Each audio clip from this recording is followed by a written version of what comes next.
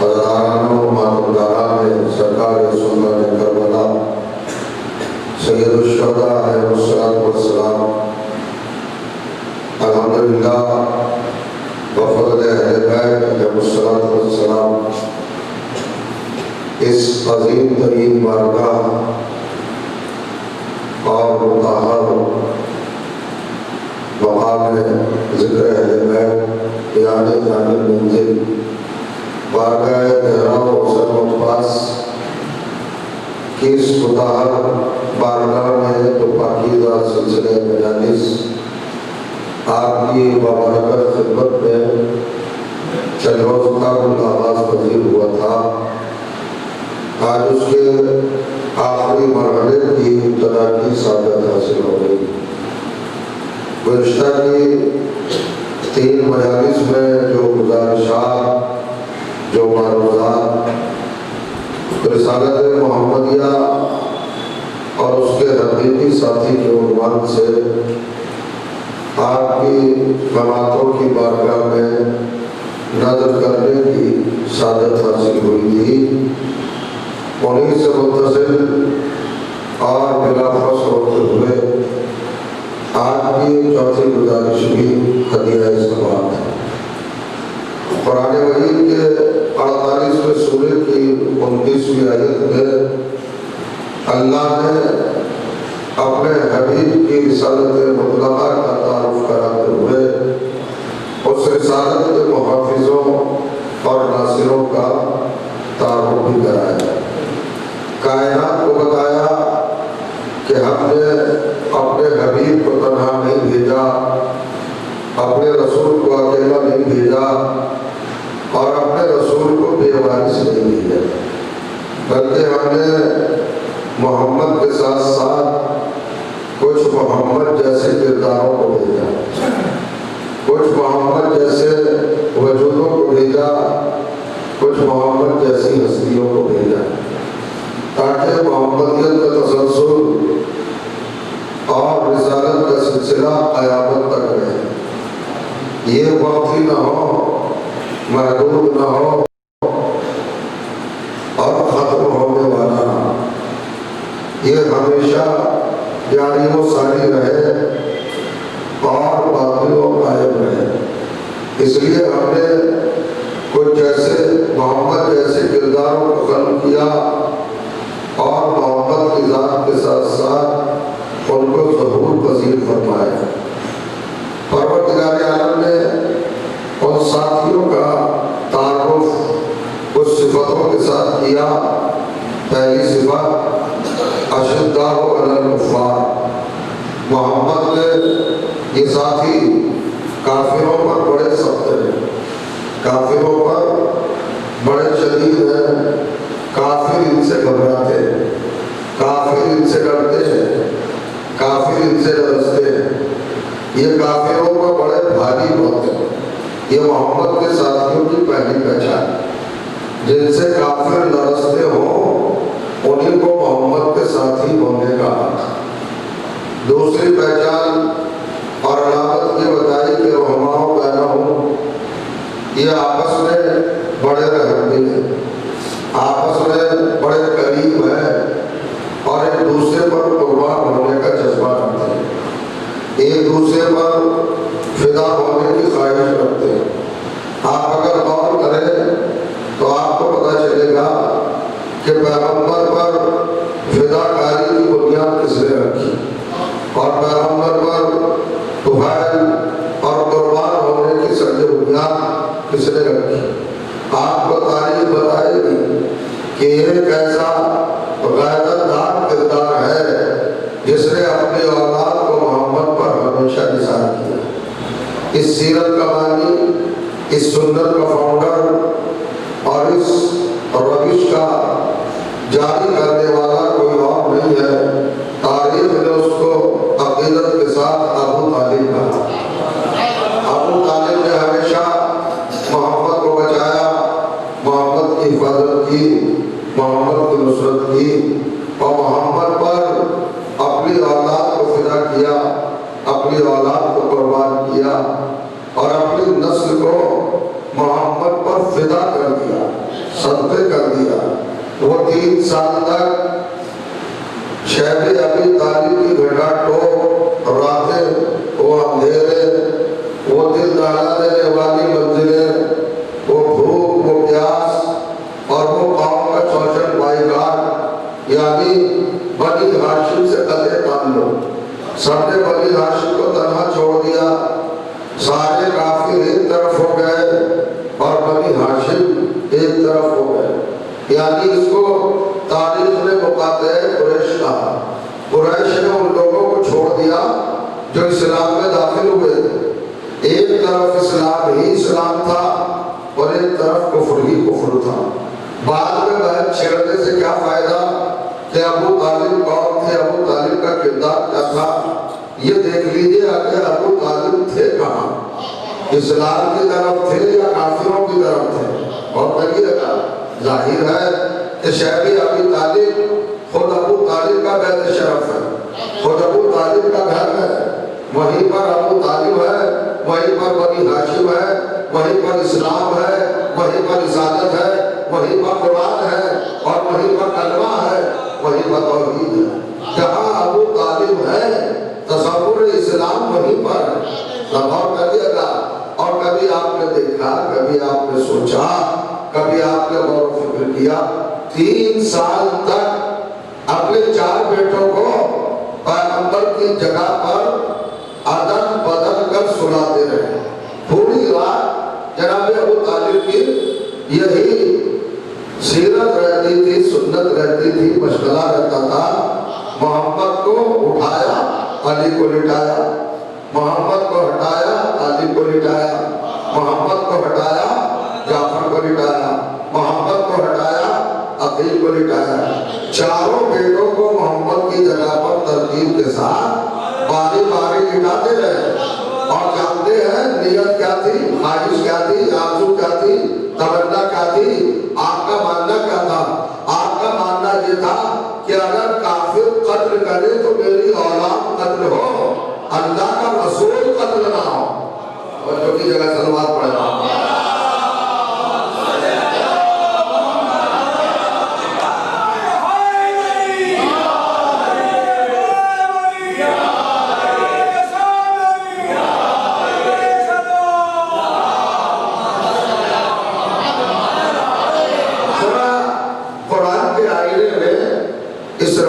اس صورت کو، اس سیرت کو اور اس سنت کو دیکھیں، اس کام کو دیکھیں۔ ابو طالب کیا کر رہا ہے؟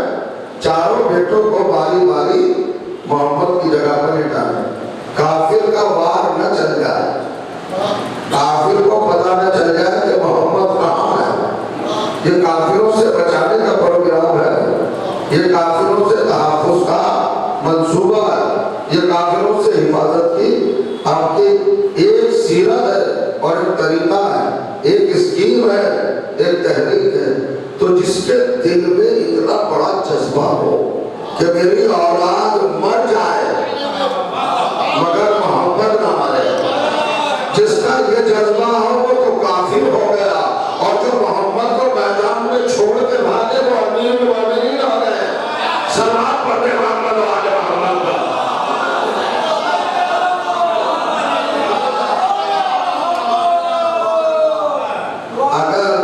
کنپیریزن کیا جائے، موازنہ کیا جائے، قرآن مجید کی آیات کو دیکھا جائے اور تاریخ کو دیکھا جائے تو انسان کو قائل ہونا پڑے گا۔ اور ایک چھوٹی سی بات جو آپ کے سامنے پڑھنا چاہ رہا ہوں، عادت ڈالی ابو طالب نے۔ میں کبھی کبھی سوچتا تھا کہ ایک سینڈین ہوئی، ایک معاملہ ہوا اور ایک بات طے ہوئی۔ وہ بات طے کیا ہوئی؟ شب ہجرت رسول اللہ مکہ چھوڑ کر مدینے جائے، اور اپنی جگہ پر کسے سلا رہے ہیں؟ علی کو سلایا تھا، اور علی سو گئے۔ پوری زندگی میں پہلی بار سوئے ہیں علی، اس سے پہلے کبھی نہیں سوئے تھے، پہلی بار سوئے ہیں۔ اور اللہ نے کیا کیا؟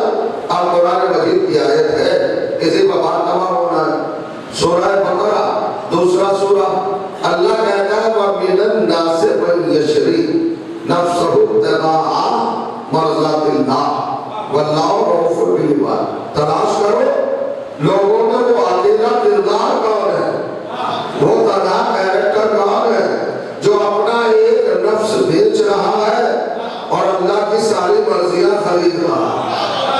ساری مرضیاں ہم کبھی کبھی سوچتے رہتے ہیں کہ یہ مرضی کا کنسپٹ کیا ہے، یہ مرضی کا تصور کیا ہے، یہ اللہ کی مرضی ہے کیا، اس کی رینج کیا ہے اور اس کی لیمٹ کیا ہے اور اس کی ریالٹی کیا ہے، اس کی صداقت کیا ہے. اللہ کی مرضی کہتے کس کو؟ یہ پوری کائنات اگر آپ نظروں میں رکھیں اور پھر سوچیں تو سورہ توبہ 9 سورہ اور 82 آیت ارشاد ہوا رضوان من اللہ اکبر. اللہ کی ایک مرضی پوری کائنات سے بڑی ہے. ایک مرضی جاگ ہے بیدار ہے نا.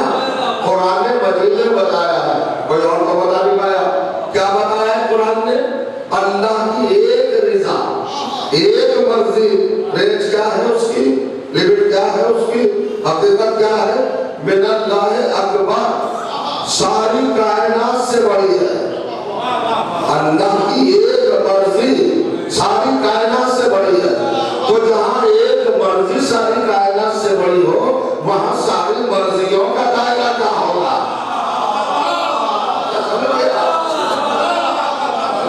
علی کی حد مملکت ناپنے چلا ہے محدود ذہن. علی کی مملکت کیا ہے، علی کی سلطنت کیا ہے، علی کی دولت کیا ہے، علی کا مقام کیا ہے، علی کی منزل کیا ہے، علی کا درجہ کیا ہے، علی کا رتبہ کیا ہے، علی کی حیثیت کیا ہے، علی کو اللہ نے کس مقام پر رکھا ہے. تو بھائی صاحب ایک مرضی کو پہلے پوری کائنات کے مقابلے پر رکھو.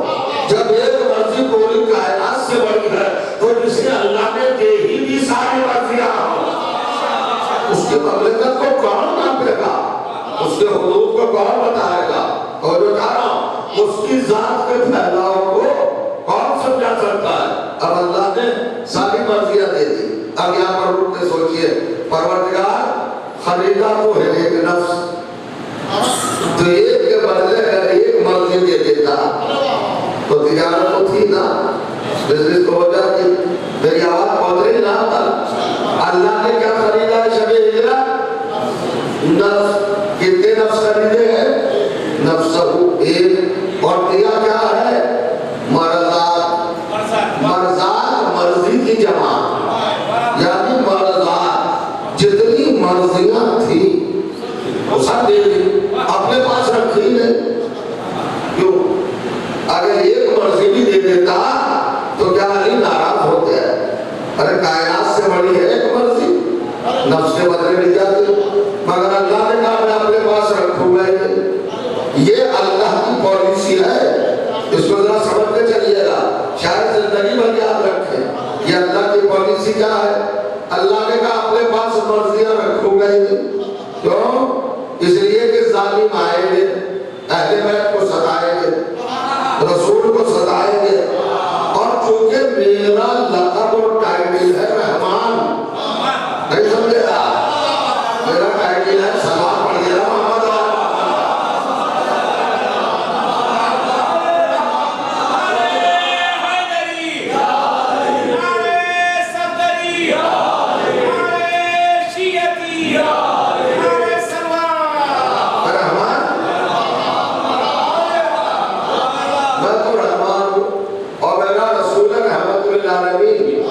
اور یہ محمد کے ساتھی ہیں رحماؤ بیناؤ، آپس میں سارے رحمت والے. تو بات کے لیے کوئی گنجائش چھوڑی نہ جائے. اور جو کہہ رہا ہوں اللہ جانتا تھا ان غیر کی بنیاد پر کہ فاطمہ زہرا کو ستایا جائے گا، اہل بیت کو ستایا جائے گا، ان کی پراپرٹی، ان کی جاگیریں، ان کا مال، ان کے باغات، ان کا بیت المال، ان کے حقوق سب نصب کیے جائے گے، قتل کیا جائے گا. مگر چونکہ امت رحمت للعالمین کی اللہ کے پاس آئے گی، اللہ غلطی ہو گئی راضی ہو جا، اللہ غلطی ہو گئی راضی ہو جا، اللہ غلطی ہو گئی راضی ہو جا. شاید جاننے رہے آپ تو اگر اللہ رحمان ہے تو اسے راضی راضی ہونا پڑتا. اب یہ ہے کہ پروردگار غلطی تو ہوگی. اللہ کہتا ہے تم نے علی کو ستایا, کہ پروردگار ستایا مگر راضی ہو جا.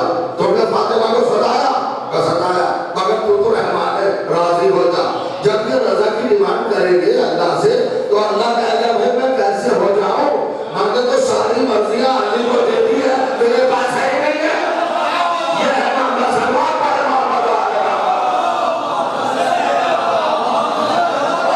اصل میں علی نے جو بھی جنگیں لڑی ہے, سنیے چیلنج کر رہا ہوں ممبر سے, علی کو لڑنا کسی نے نہیں سکھایا تھا.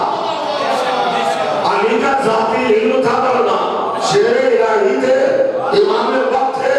اے دلہ شہید ایسے نہ ہو, فی امامی مبین کا معاملہ تھا, علم کل لے کے آئے تھے.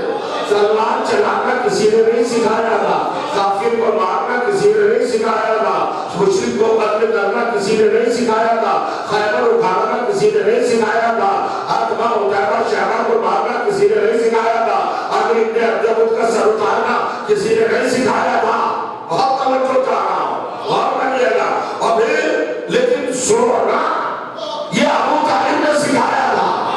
کچھ کہنا چاہ رہا ہوں, سونے کی عادت بستر کرنے پر ابو طالب نے ڈالی تھی.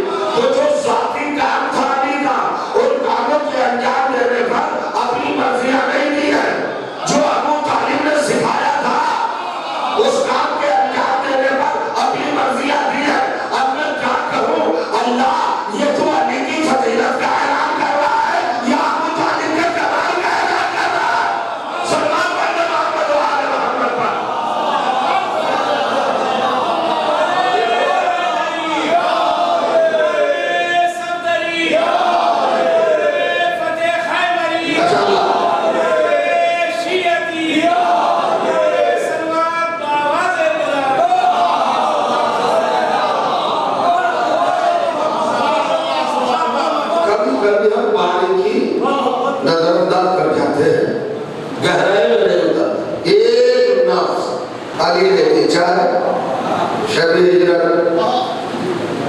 اللہ نے ساری مرضیاں اس کا پرائز بنا کر, قیمت بنا کر, عوض بنا کر, بدل اور اس کا صلہ بنا کر علی کے حوالے کر. ٹھیک, میں پھر بار بار آپ سے گزارش کر رہا ہوں, ارے بھائی ایک نفس خریدا تھا تو ایک مرضی دے دیتا. مرضی چھوٹی تو ہے نہیں, کائنات سے بڑی ہے, کام برابر ہو جاتا. مگر نہیں, بزنس کا اصول ہے, ایک طرف سے شے دی جاتی ہے, ایک طرف سے زر مبادلہ. منی ایکسچینج دیکھا ہے آپ نے, ایک طرف سے چیز دی جاتی ہے اور ایک طرف سے اس کی قیمت جس مقدار کی چیز ہوتی ہے اسی مقدار کی قیمت ہوتی ہے. ہم یہ سوچتے کہ علی نے ایک نفس بیچا, لوگوں کو پتہ ہی نہیں, ایک نہیں بیچا. اچھا میں آپ سے پوچھتا ہوں آپ کی معلومات کے مطابق یہ شب ہجرت کب ہوئی ہے؟ یہ بیوی یہ پاک سے آپ کا عقد ہو چکا تھا یا نہیں؟ ابھی عقد نہیں ہوا, آپ تو آئے مدینے میں جا کر تو ہجرت کے 2 سال بعد. جب ہجرت ہو رہی ہے تو علی کا نکاح نہیں ہوا تھا. اس کا مطلب یہ ہے کہ علی کے علاوہ جو 11 امام تھے ان سب کا نور صلب علی میں تھا. اللہ جانے کہاں ہو گیا. ابھی وہ بدلتے پاک زہرا کی طرح منتقل نہیں ہوئے تھے. تو اب یہ ہوا کہ بھائی آدم آ چکے, نوح آ چکے, ابراہیم آ چکے, موسیٰ آ چکے, سب آ چکے نا. اب پوری کائنات میں صرف 11 امام تھے اور پلس 12 امام علی. اور جو بھی جگہ یہ تھا نا کل مل گئے. تو علی جو یہ نفس بیچ رہے تھے یہ اکیلا نفس نہیں تھا, 11 امام اور بھی تھے. اور جو بھی جگہ اب لوگ کہتے کہ ایک نفس بیچا ساری مرضیاں توڑ دی. قرآن پڑھنے کا شعور ہی نہیں ہے لوگوں کو. اللہ نے برابر کا سودا کیا ہے. علی کے نفس کے ساتھ ساتھ 11 نفس اور تھے اور 13واں نفس معصوم ہے. ساری اس کا ختم ہو رہی ہے. میں کچھ کہنا چاہتا ہوں, اب اصول یہ بنا کہ جو کچھ علی کے پاس تھا وہ علی نے اللہ کو دے دیا.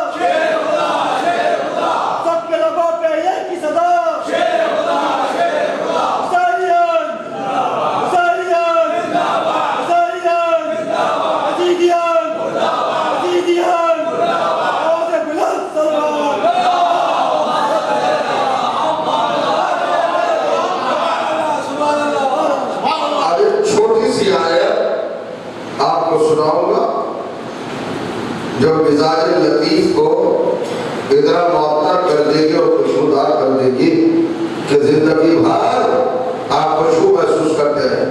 بلا جاتا ہے عجیب منظر. ایک آیت ہے قرآن میں متعدد جگہ پر اس کو ریپیٹ کیا ہے اللہ نے. منزل الذی یقرض اللہ قرضا حسنا. کائنات میں وہ کردار تلاش کرو جو اکیلا ہے مگر اس شان کا ہے کہ اس نے اللہ کو قرضہ دیا ہے. کیا دیا ہے؟ انگلش میں لون کہتے ہیں اور جب لون دیا جاتا ہے تو اس کی اس باری کیا کہتے ہیں کیا ہوتے ہیں قسطیں وہ ہوتی ہے نا اور منافع کے ساتھ واپس ہوتی. تو قرآن عجیب بات کہہ رہا ہے منزل الذی یقرض اللہ قرضا حسنا. بھائی تلاش کرو وہ کون ہے جس نے اللہ کو قرضہ دیا ہے. بہت اچھا قرضہ اللہ کو لون دیا قرضہ دیا. ابھی آپ نے محسوس رکھتے لفظ بدلتا ہوں وہ ہے نہیں. بھائی آپ یہ کہو کہ میں نے سجدے کیے ہیں اللہ چونکہ میرے ثواب کا مقروض ہو گیا مجھے ثواب دے گا. تو تم نے سجدے کیے ہیں نا یہ سر کہاں سے آیا تھا؟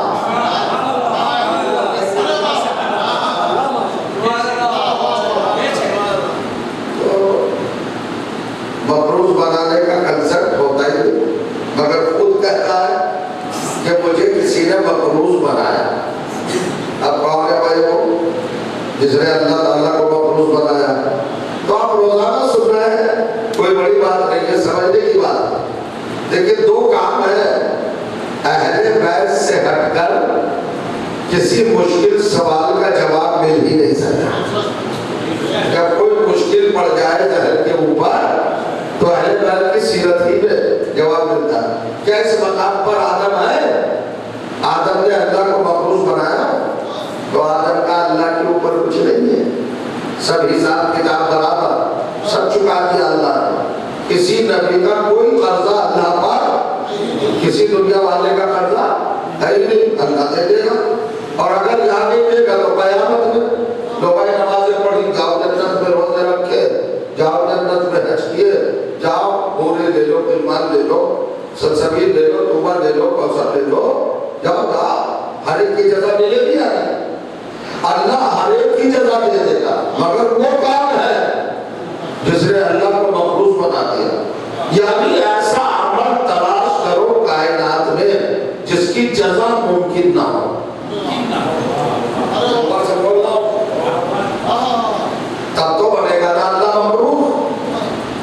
جس کی جزا اللہ نہ دے یا اللہ کے خزانے میں اس کی جزا موجود نہ ہو تبھی تو مقروض بنے گا. اور اگر جزا دے دے تو مقروض کہاں بنے گا؟ ذرا سا تھوڑا صبر سے سن لیجیے گا. تو کون سا عمل ہے بھائی وہ کائنات میں؟ آدم سے لے کر عیسیٰ تک کے تمام انبیاء کے اعمال آپ کھگان ڈالیے دیکھ ڈالیے کسی عمل میں اتنی کیپیسٹی ہے نہیں جو اللہ کی جزا پر غالب آ جائے. اور جو کیجیے گا آپ کہیں گے کیا مطلب آپ چلیے میرے ساتھ. یہ تو ساری دنیا کو پتا ہے کہ آپ کے میرے اور ہمارے سب کے مولا نے حالت رکوع میں انگوٹھی دی جا رہے ہیں نا. بہت بڑا مسئلہ ہے. حالت رکوع میں کیا دی؟ انگوٹھی. اس انگوٹھی کی قیمت اللہ نے کیا دی؟ جی خاموش ہو گیا. اللہ نے انگوٹھی لے کر رکوع میں علی کو کیا دیا؟ علی کو ولایت دی بھائی. انما ولیکم اللہ. سنیے اللہ کے خزانے میں سب سے بڑا عہدہ ہے ولایت. ایسا مذہب بدل لوں اگر ولایت سے بڑا کوئی عہدہ لا دو. خلافت چھوٹا ہوتا امامت چھوٹا ہوتا رسالت نبوت سب چھوٹے ہیں ولایت بڑی ہے. اس لیے کہ ولایت میں خود اس کی ذات شریک ہے وہ خود بھی ولی ہے. علی سے انگوٹھی لے کر ولایت دے چکا. اب تلاش کرو اللہ کے خزانے میں کون سا عہدہ ہے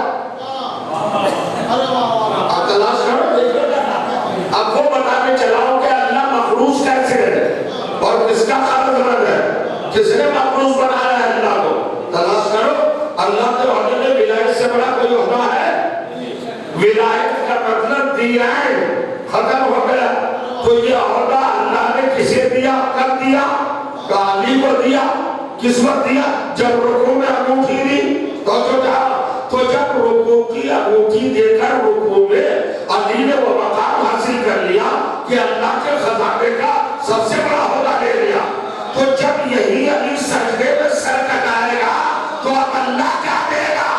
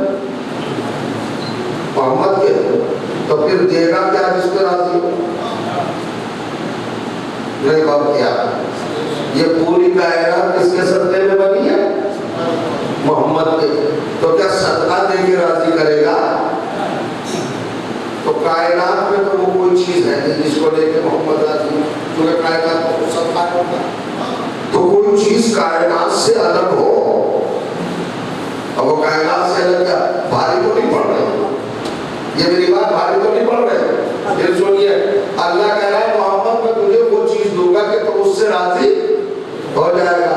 تو اگر کائنات کے اندر سے دینا تو یہ کائنات تو خود محمد کا صدقہ ہے،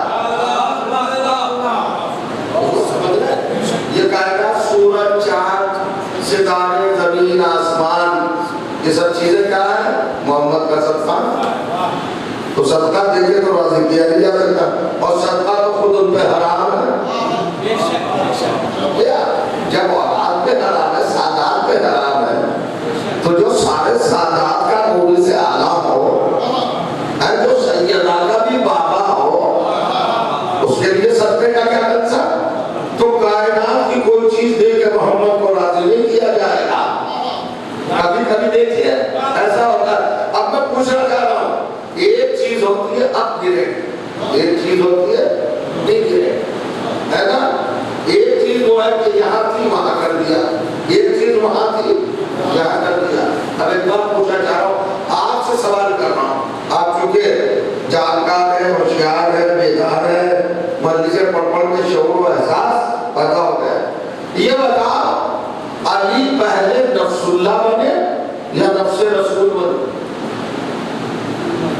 سوال یہ ہے، مجلسیں سنیے، اللہ کا نفس پہلے بنے یا محمد کا نفس؟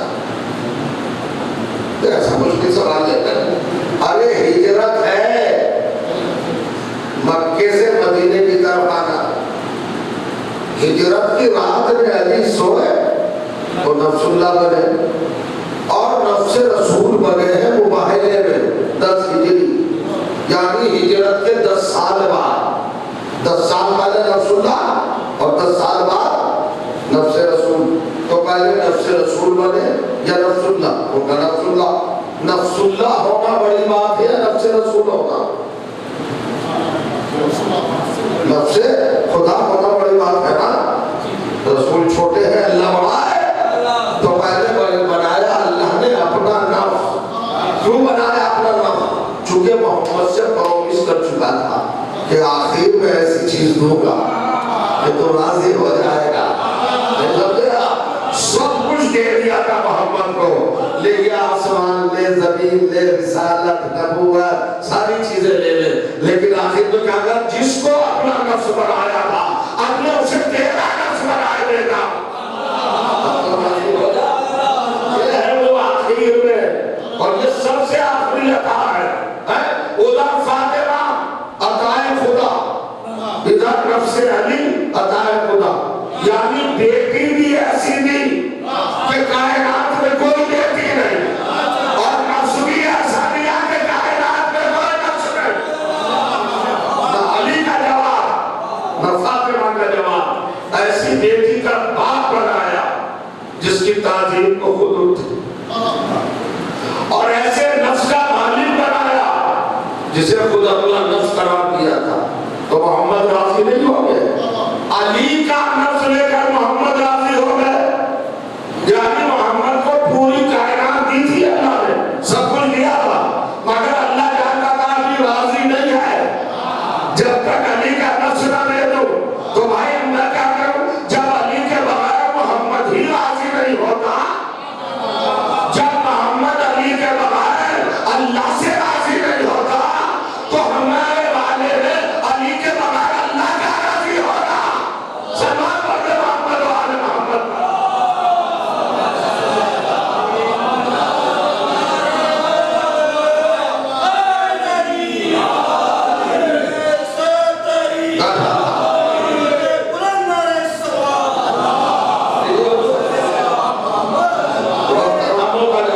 ایک قرآن کی آیت اور آپ کی خدمت میں عرض کروں، وہ ہے سورہ مائدہ کی آیت، اور یہ تمام سوروں کی آیتیں کیا ہیں؟ جناب موسیٰ نے اللہ سے پوچھا، اللہ نے پوچھا جناب موسیٰ سے، ما آجلک عن قومک یا موسیٰ، موسیٰ تم نے جو جلدی کی رات میں، اس کا مطلب کیا تھا؟ وہ کہا پروردگار آجل تو لترزا، میں نے جلدی اس لیے کی تاکہ تو راضی ہو جائے۔ ہر ایک نبی رضائے الہی تلاش کرتا ہے، ہر ایک نبی اللہ کی رضا تلاش کرتا ہے، اور اللہ ہے کہ محمد کی رضا۔ تب تو معاملے ہو گئے بھیا، دنیا میں اس کے علاوہ کچھ ہے نہیں، ساری دنیا چاہتی ہے اللہ راضی ہو جائے، اور اللہ چاہتا ہے محمد راضی ہو جائے۔ یہ طے کو ملا کے یہ عبادتیں، ریاضتیں، یہ حج، یہ فتوے اور یہ پوری دنیا کی زندگی، اس کا خلاصہ، اس کا رزلٹ، اس کا نتیجہ بس کتنا ہے کہ ساری دنیا لگی ہوئی ہے اس تلاش میں کہ کسی طرح اللہ راضی ہو جائے، اور اللہ کاروبار دنیا میں اس لیے دلچسپی لیتا ہے کہ محمد راضی ہو جائے۔ تو اب دو رضائے ٹارگیٹ ہے، سننا ہے، ساری مخلوق کے ٹارگیٹ ہے اللہ کی رضا، اور اللہ کا ٹارگیٹ ہے محمد کی رضا۔ تو یہ دونوں کیسے راضی ہو؟ چلو قرآن سے پوچھتے ہیں کیسے راضی ہو، غور کریے گا۔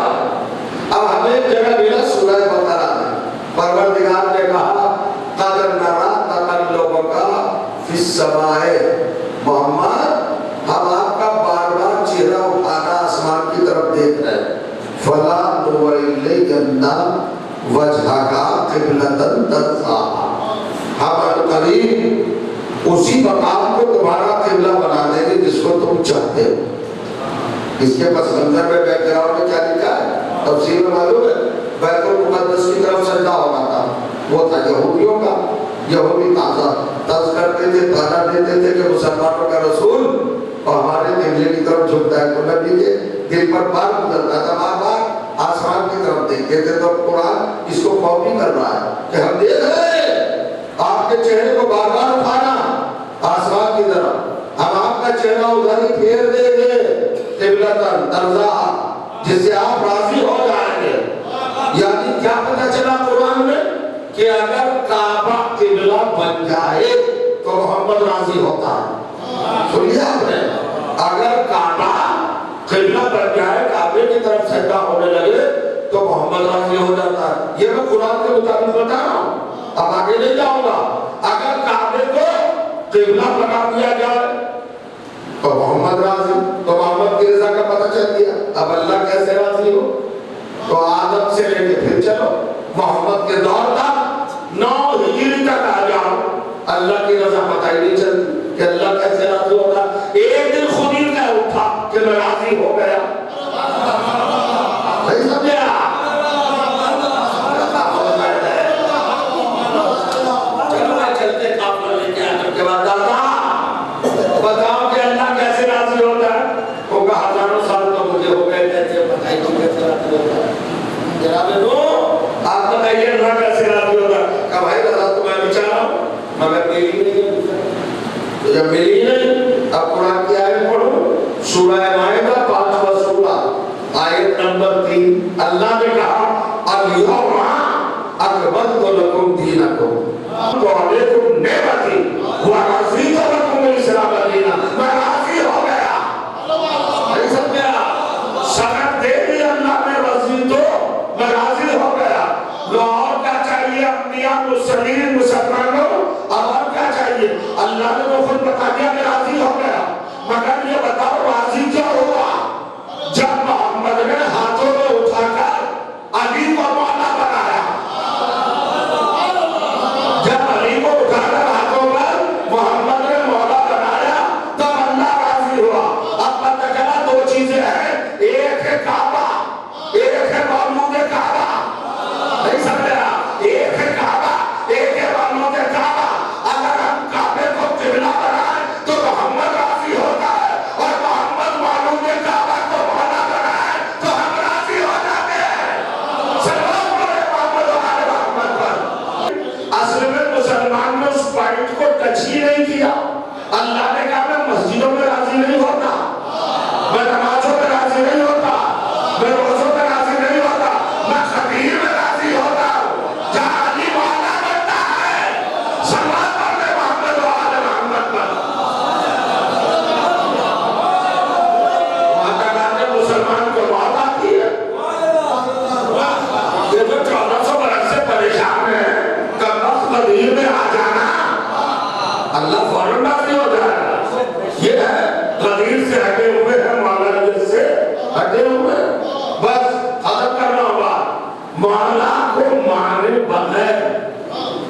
نہ کوئی عمل قابل قبول، نہ کوئی جزا ملے گی۔ آخری بات کہہ رہا ہوں، 5 منٹ باقی ہے بس، خلاصہ کریے گا، ذرا فکر کیجیے۔ یہ بتائیے پوری دنیا کس کشمکش میں ہے؟ ہر ایک کوئی سوچتا ہے جنت میں چلا جاؤ، نمازیں جو پڑھ رہا ہے جنت کے لیے نا، ہر ایک کسی کو جنت پیاری نہیں ہے کیا؟ ہر ایک کوئی چاہ رہا جنت میں جاؤں، جنت میں جاؤں، جنت روزہ ہوگا، جنت ہر جنت میں جانے کے یہ زکات جنت کے سب کام کر رہے ہیں، مگر ایک بات تو ہے بھائی، ابھی گئے تو نہیں جانے کے لیے اسٹرگل ہے، کوشش ہے، عبادت ہے، اپنی طرف سے مسلسل کوششیں کر رہے ہیں کہ جنت میں جائیں۔ ارے بھائی مسئلہ نہ بناؤ عبادتوں کو کہ جنت میں جائیں گے، گئے کو نہیں۔ یہ بتاؤ تمہارا باپ کہاں تھا؟ یہ سمپل سی بات ہے، تاکہ میں آپ کی بات کو مکمل کر کے مسائل کی طرح ہوں۔ آپ کے باپ نہیں، اب نہیں اور کرنے تھے میں لوگ رات بھر کے جانے میں زیادہ کھانے سے بد ہضمی بھی تو ہو جاتی ہے۔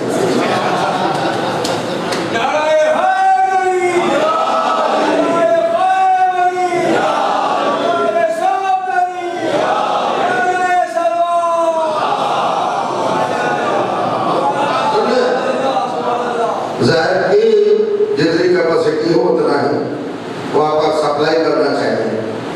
ہم آپ بہتر فرقے دنیا کے سارے مذاہب ایک ہی چکر میں کہ جنت مل جائے، ملی تو نہیں ہے، لیکن سب کا مشترک باپ آدم وہ تو تھا ہی جنت میں۔ تو میری گزارش ہے پلیز یہ کام نہ کرو کہ جنت میں جائیں گے، یہ تلاش کرو وہ جنت میں رہتے رہتے جنت سے آیا تو سمجھ رہے ہیں؟ یہ راز معلوم کرو کہ بابا کیوں نکالے گئے، اچھے خاصے جنت میں تھے یا ابتے پڑھو گئے، روایتوں میں پڑھتا ہے کہ سورہ بقرہ دوسرا سورہ آیت نمبر 35 اس اللہ یاد رسول انتا وزبت الجنت۔ آدم جائیے اپنی شریکہ حیات جناب حضرہ کے ساتھ جنت میں رہتے، جنت میں ساکن ہو گئے، وہ کھولا منہا رغدن حیث و شیطوما، اور جو چیز چھاؤ کھانا پینا، وَلَا تَقْرَبَا هَٰذِهِ شَجَرَةَ، بس درخت کے پاس نہ جانا، اس خاص درخت کے پاس نہ جانا، سب کچھ کھانا پینا مگر کہاں نہ جانا، اس درخت کے پاس۔ یہ کنڈیشن کیوں لگائی کہ درخت کے پاس نہ جانا؟ اس لیے لگائی کہ یہ جنت کے مالک نہیں تھے۔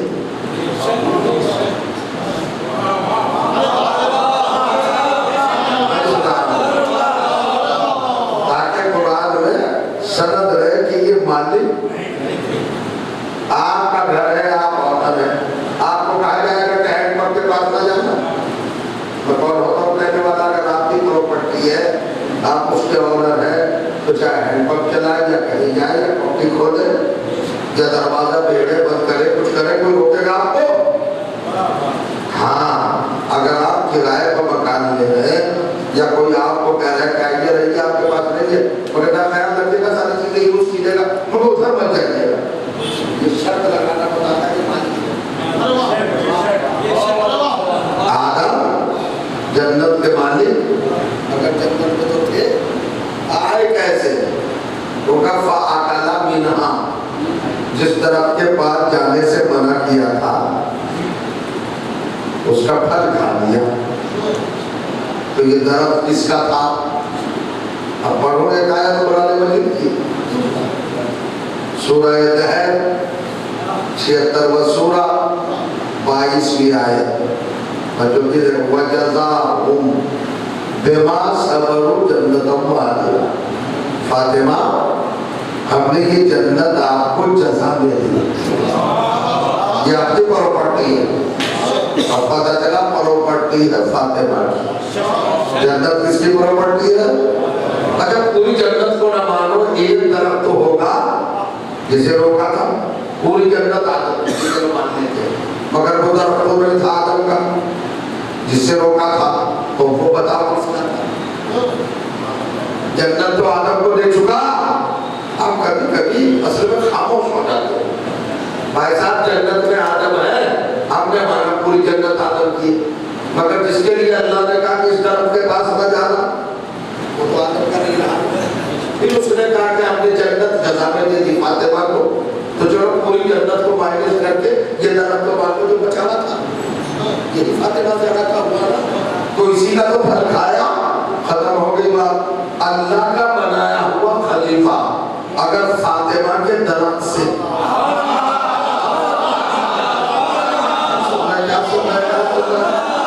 اللہ کا بنایا ہوا خلیفہ اگر فاطمہ کے درخت سے ایک پھل کھا لے تو وہ جنت میں نہ ہوگے، اور تمہارا بنایا ہوا خلیفہ فاطمہ کا پورا باغ کھا لے.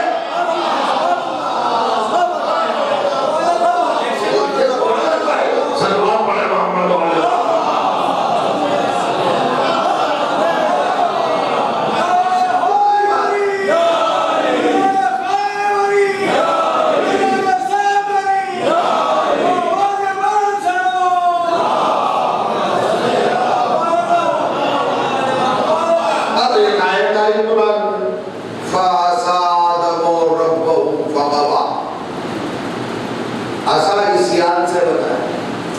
اسیان کے معنی ہے گناہ.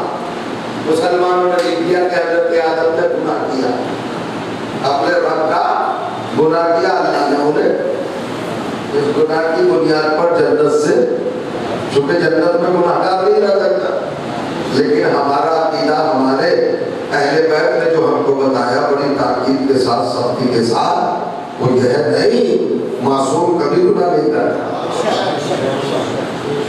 کبھی گناہ. ان کا اسیان تو ہے، تو لفظ اپنے معنی بدل لیتی ہے جب وہ کسی سے متصف یا منسوب ہوتی ہے. لفظ اپنے ذاتی معنی کچھ نہیں ہوتے، وہ جب منسوب ہوتا ہے تب بدلتا ہے اپنا معنی. آپ کہیں کیسے قرآن سے دلیل دو؟ یہ قرآن کیا ہے سن لیجیے. مکارو، مکر کیا ہے؟ مکاری. یہ تو سب جانتے ہیں نا، بچپن اسی جان جاتے ہیں. وہ جانے یا نہ جانے، بچہ ماں باپ کو جب چکمہ دیتا ہے، دھوکہ دیتا ہے تو مکاری تو ہوتی ہے. بچہ بھی جانتا ہے مکاری. اب سمجھیے مکارو، قرآن نے کہا کہ یہودیوں نے مکاری کی، اور پھر اس کے بعد کہتے وہ مکر اللہ، اور اللہ نے حکمت بھی بولی. اگر کسی میں طاقت ہو تو لگائے اس جملے کے معنی. جب مکاری کے معنی ہے، مکرو کے مکر کے کیا معنی ہے؟ یہودیوں نے مکر کیا، مکاری کی، اور اگر اللہ اور اللہ نے بھی لفظ کو کرو نہ ترجمہ نہیں کر سکتے، یہاں پر بدلنا پڑا. یہودیوں نے مکاری کی، اللہ نے تدبیر کی. تو جیسی ذات ہوگی ویسے لفظ کے معنی ہوگا. اب ہماری طرف لفظ اسیان اگر منسوب ہوگا تو اس کے معنی گناہ کر ہوگی، لیکن اگر کسی معصوم کی طرف منسوب ہوگا تو ترک اولا. یہ ترک اولا کیا ہے؟ یہ ترک اولا یعنی بیسٹ کو ڈراپ کرنا. جو چیز بیسٹ ہے اسے ڈراپ کر دینا، یہ ترک اولا کہلاتا. مثلا آپ کی بستی میں پیش نماز صاحب جو ہیں وہ نماز پڑھا کے نکل لیں. جمعے کی نماز کے نام میں بیچارہ جمعے کی نماز پڑھ رہا تھا پیچھے، مگر وہ چاٹ پیچھتا ہے، اور وہ نماز پڑھ کے باوضو آپ کے پیچھے مسجد سے آیا، اور نے اپنی چاٹ پر سے وہ کپڑا اٹھایا اور کھینچنے لگا. آپ کے پیچھے نماز بھی آپ کے قطار پہ کھڑے ہو گئے. وہ کہا بھائی ایک پتا نہیں بنا دو، اور چاٹ کا پتا بنایا مولانا کھانے لگے. آپ بتائیے برداشت کریں گے آپ؟ کیوں؟ پاکیزہ نہیں ہے، جائز نہیں ہے، حلال نہیں ہے. نجس ہے کیا، حرام ہے کیا، اکڑنا نہیں، سب ٹھیک ہے برابر. بیچنے والا کافر ہے کیا، ابھی نماز جمعہ پڑھ کے آیا، ابھی مولانا کے پیچھے پڑھ رہا تھا، تو پھر کھانے میں کیا حرج ہے؟ کہ شایان شان.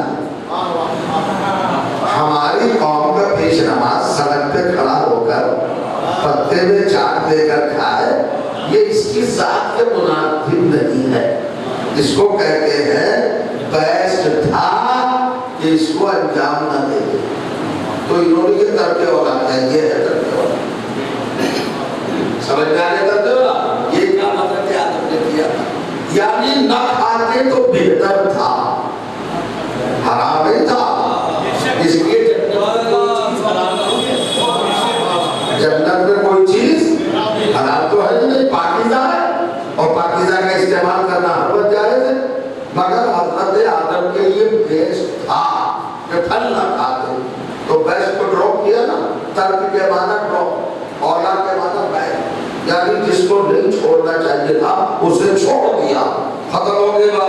اور اولا کو چھوڑانا تو تمہارا باپ ہے کیا کرو، جس سے فرشتوں سے سجدہ کرایا تھا، ساری پرابلم سولو ہو گئی. دنیا فراق میں لگی ہوئی ہے، رات کی مسلح توڑ رہی ہے، سجدہ کر رہی ہے، جنت میں جائیں گے، جنت میں جائیں گے، جنت میں جائیں گے.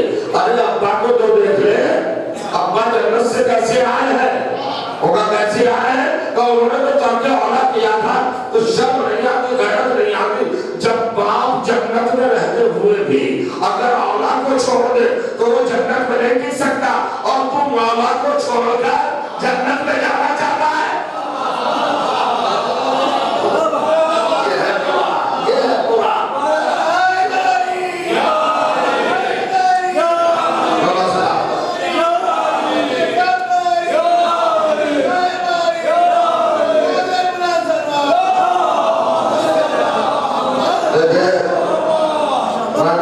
منٹ مجلس پڑھ لیے جتنے لوگ ہیں.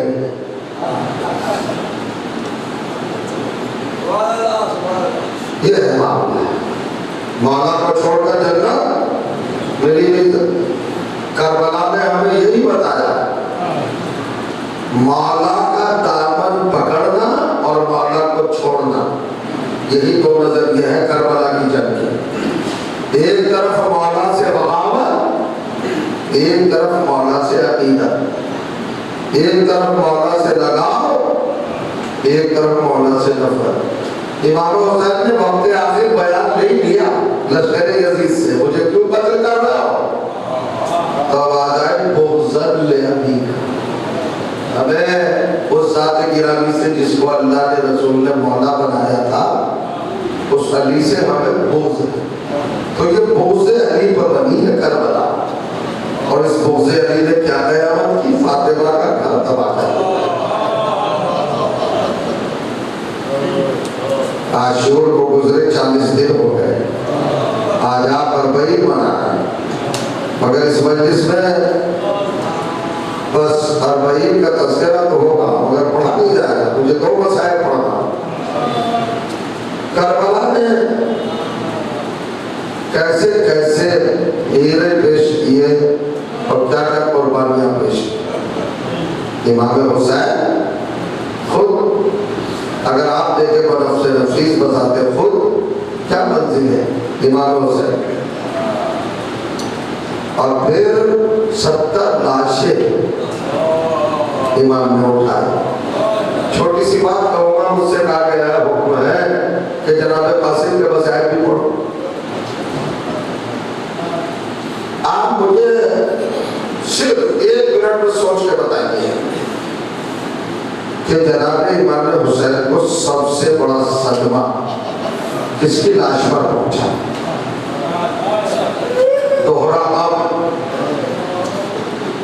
آپ ماشاءاللہ متوجہ ہیں. 2 منٹ بس، روکنا تو پڑے گا.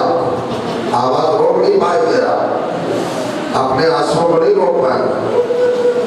جناب عباس کی شہادت بڑی درد والی ہے، دلوں کو برما دیتی، دماغ چٹک جاتے ہیں. مگر امام حسین کے دل پر جناب عباس کی شہادت کا یہ گہرا صدمہ ہے.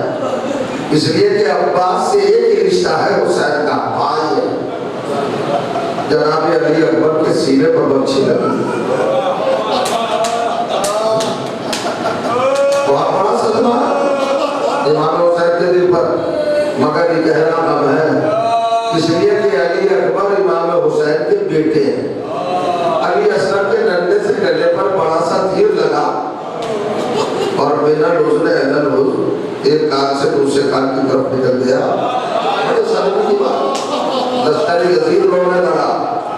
یہ منظر دیکھ کر حسین کے دل پر بڑا صدمہ ہے علی اصغر کا، مگر ایک رشتہ ہے، یہ کہنا غم ہے۔ اب سارے دیکھتے ہیں یہ اور محمد، یہ کہنا رشتہ ہے۔ سب سے بڑا دہرانا جناب قاسم کی شہادت کا ہے۔ آپ میں نے دلیل کا ہے، قاسم سے دو رشتے ہیں، ایک تو اپنے بھائی حسن کی نشانی یتیم بھتیجا ہے، دوسرے سغرا جیسی بیٹی کا شوہر ہے، داماد ہے۔ دو رشتے، بیٹی کا شوہر۔ جناب قاسم کی شہادت کے دو صدمے ہیں حسین کے دل پر، اور قاسم 13 برس کا شہزادہ، کس ماں کا بیٹا؟ فروا، غیرت کی مجسمہ، شرم و حیا کی شہزادی، 50 ہجری میں بیوہ ہوئی جب قاسم 3 سال میں تھے۔ امام حسن دنیا سے گئے، آپ جانتے ہیں، چھوٹی سی بات پڑھانا ہے آپ کو رونا، جب جناب قاسم یتیم ہوئے ہیں 3 سال کے تھے، اور جب سکینہ یتیم ہوئی ان کا بھی صرف 3 سال کا تھا، 11 برس کا فاصلہ۔ سن 50 ہجری میں امام حسن کی شہادت ہوئی، اور سن 61 ہجری میں کربلا۔ روایت کہتی ہے جناب فروا 11 برس تک حسین کے سامنے نہیں آیا، شرم اور حیا کا یہ عالم تھا۔ جب شب عاشور عبادت کی رات آدھی سے زیادہ گزر گئی تو امام حسین نے اپنے خیمے کے دروازے پر ایک سایہ محسوس کیا۔ خادم آگے آیا تو دیکھا کہ ایک مقدرہ ایک بیوی کھڑی ہے۔ حسین خود آئے کہاں ہے؟ اب جو دیکھا جھک کر بھاگی تو کہتے ہیں ارے فاطمہ کی بہو دروازے پر کھڑی ہے، بھابھی آپ دروازے پر کیوں ہے؟ آئیے خیمے کے اندر آئیے۔ حسین بازو سنبھال کر اپنی بیوہ بھاوج کا بازو تھام کر خیمے میں لائے، مسجد میں بٹھایا اور خود بیٹھے۔ بتائیے بھابھی کیا حکم ہے؟ کہا فاطمہ کے لال، میں 11 برس میں جب سے آپ کے بھائی شہید ہوئے ہیں اور میں بیوہ ہوئی ہوں، کبھی میں نے آپ کو زحمت تو نہیں دی، کچھ مانگا تو نہیں۔ 11 برس میں میں نے اپنے بچوں کو پالا ہے، مگر فاطمہ کے لال آپ کو تو کبھی ضرورت نہیں دی۔ حسین رو پڑے، بھابھی کیا بات کر رہے ہیں؟ کہا میں آج آئی ہوں فاطمہ کے لال سے، اور یہ علی کی بہو بھیک مانگنے آئی ہے۔ پہلی بات بھابھی کیا بات کر رہے ہیں؟ آپ حکم دے، آپ بھیک کی بات کر رہے ہیں؟ کہا نہیں، بس ایسا کرے امام وقت میرے قاسم کو مرنے کی اجازت دے دو۔ سنیے آپ نے اجرکم اللہ حسین، آج ہم نہیں ہیں، ہم روز مسائل پڑھ سکتے ہیں، شہادت پڑھ سکتے ہیں، ہم تو ہر وقت کلو یوم عاشورہ، کلو حفظ کربلا، ہر دن عاشور کا دن ہے، ہر زمین کربلا کی زمین ہے۔ یہ واقعات تو دہرائے جاتے رہیں گے تاکہ ہمارے ایمان کو جلا ملتی رہے۔ جناب قاسم کو حسین نے اجازت دی، گئے قاسم، لیکن جب قاسم گرے ہیں گھوڑے سے، اگر بات وقت نہیں ہے تو حسین کو پکارا ہے۔ حسین اسی جذبے کے تحت گئے، چونکہ بیٹی کا سہاگ بھی تو مد نظر تھا نا۔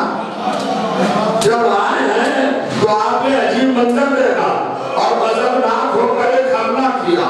حملہ جو کیا تو فوج ایسی بے اختیار بدحواس ہوئی کہ جناب قاسم کا لاشا گھوڑوں کی ٹاپوں میں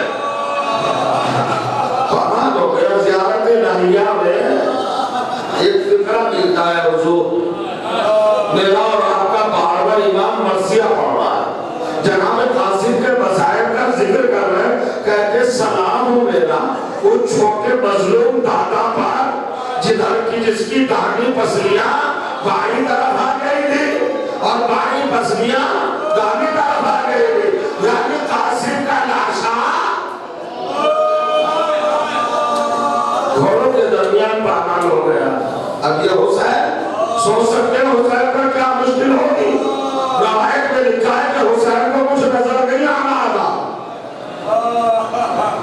दोहरा गन था ना, एक तरफ तो यतीम भतीजा, दूसरी तरफ बेटी का सुहाग। अरे जरा समझो में क्या गया, हुसैन को कुछ नजर नहीं आ रहा था।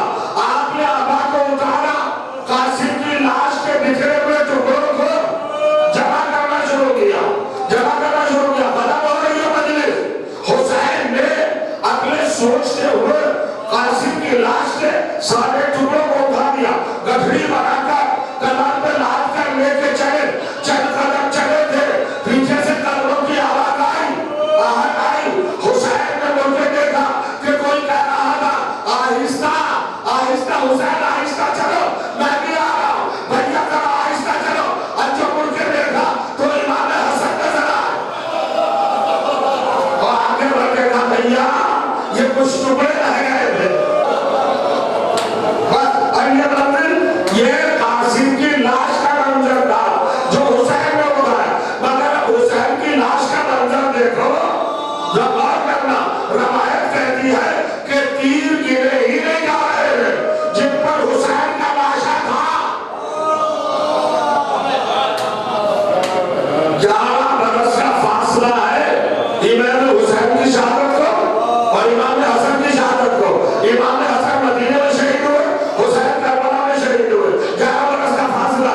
वहां जनाब कासिम 3 बरस के थे, या जनाब सकीना 3 बरस की है।